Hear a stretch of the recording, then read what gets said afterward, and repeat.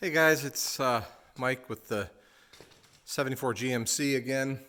Gonna talk to you a little bit about the transmission. So the next thing that needs to, I'll say, be cleaned up and sealed up and get ready to go back in is the transmission. I'll pan down here. Yesterday I spent a bunch of time washing parts, all the accessory brackets.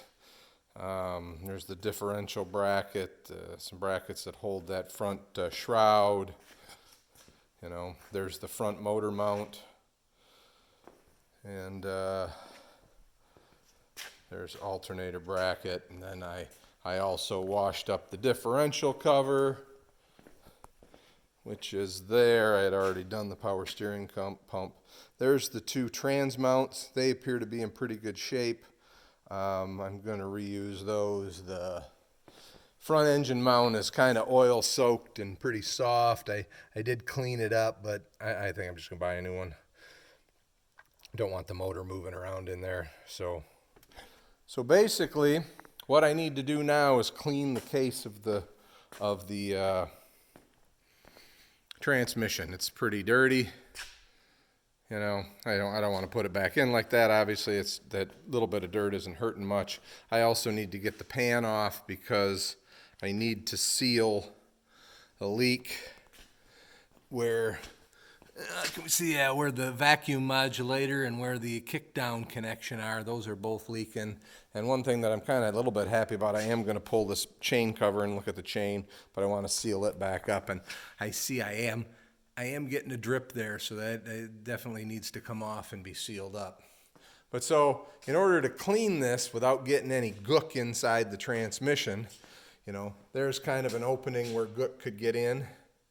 And here's another opening where gook could kind of get in where the differential mounts. So what I did is I duct taped that off, and then I took a razor knife and trimmed around it. And then I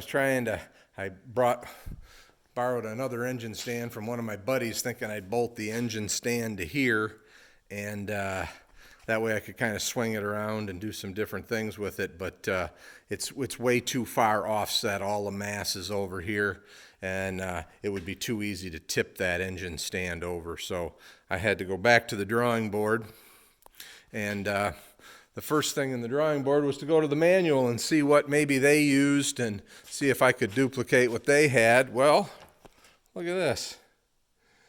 They just got some bolts and they tip it up on the end, and that gives you access to the chain cover and the bottom pan. So I like that. The only thing is I wanted it up a little bit more because I wanted to kind of set this whole thing in a pan. And so what I did is these are a couple of all-thread rods that I made longer, and then I put a couple of bolts in over here. So these 4 points are where it's going to sit. And hopefully this works first time when I flip it over for you, because I flipped it over once before, and then I kind of moved. Originally I had these rods like here and here, and I kind of changed, and I had the bolts there and there. And that didn't work very well, so I flipped it back up and got it. So that's a very stable mounting for it. The only thing I haven't done is I was originally going to flip it over in an oil drain pan. Oil drain pan's not big enough. I kind of looked around for what I might have. I did have a shoe drain pan, but it was cracked on the bottom.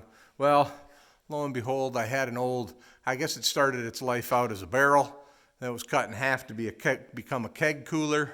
And I've used it in the past for running outboard motors in. When I'm kind of working on them, you can just idle them in it. You can't go fast. But what I did was cut the bottom off of it, and that's going to be my pan that I clean into. And so hopefully I can tip it up, and that'll go in.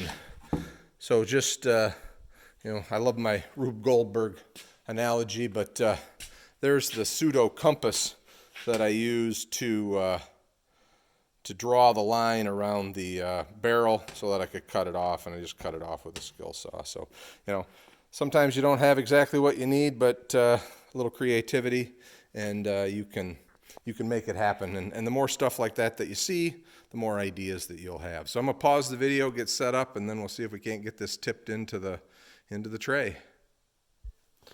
All right, here we go. Can't make this happen.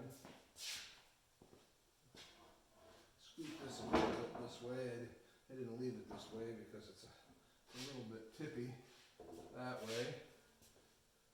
So now the goal is going to be to, I guess, get this to end up in there.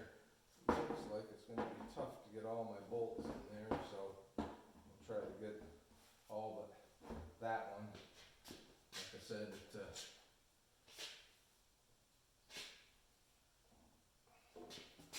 I have tipped this up before.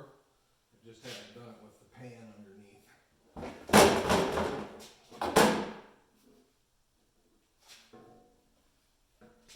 not going to say epic failure, but it didn't do what I wanted it to do. I want to drop that down that hard.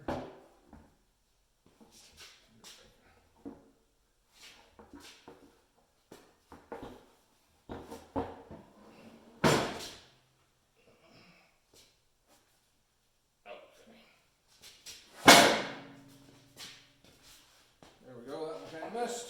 All right, so part way in, I'm gonna try and get more of the way in. Get some.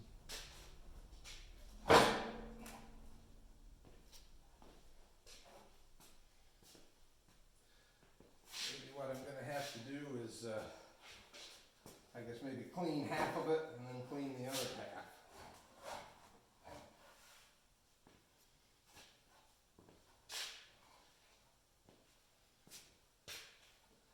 There, it's got a pretty good purchase. So nice and solid. I think that'll do it. I can now just use some. What I'm planning on doing is probably just some spray and a brush. Let's see what I got here. Just to give you an idea, and then I'll get it done, and I'll take some pictures afterwards. We'll see it tomorrow, but just, kind of spray and clean, and, you can see there, nice shiny spot, and nothing should run inside. Should be good. All right, everybody, just a quick one, and be sure and hit that like button and subscribe button. I don't know why I keep saying that. I'm not gonna be making any money off of this, but that'll help you get it whenever I release a new video. So I'd like you to stick with me. If there's anything you need, let me know. I'll try and help you any way I can. Have a good one. Bye.